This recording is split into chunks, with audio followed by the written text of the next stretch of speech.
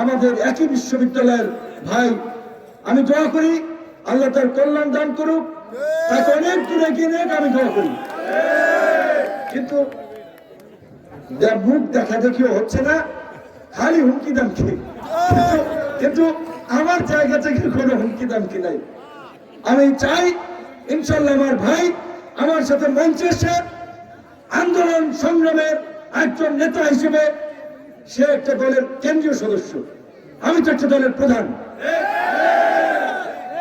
সে senior ভাই, কিন্তু তারা ক্ষমতার সময় বিএনপির দায়িত্ব পালন করেছে, সুযোগ সুবিধা পাইছে। কিন্তু আমরা ওই চরের পোলা হয়ে সামান্য একজন নিম্ন মধ্যবিত্ত পরিবারের সন্তান হিসেবে কিছুই পাই নাই, রক্ত দিয়েছি, আহত হয়েছি, রাজপথে সাপের মতো শুয়েছিলাম মাইরের পরে, কিন্তু হাল ছাড়ি নাই। আর আমরা হাল ছাড়ি নাই বিদায় আজকের পরিবর্তন। কাজেই আশা করি একটা সৌজন্যমূলক সম্পর্ক আমার ভাইয়ের কাছ থেকে আমরা অ্যাপ্রোচ দৃষ্টিভঙ্গি আমরা দেখতে পাবো, এবং ইনশাল্লাহ তাকে ট্র্যাক মার্কার প্রচারও আমরা পাবো।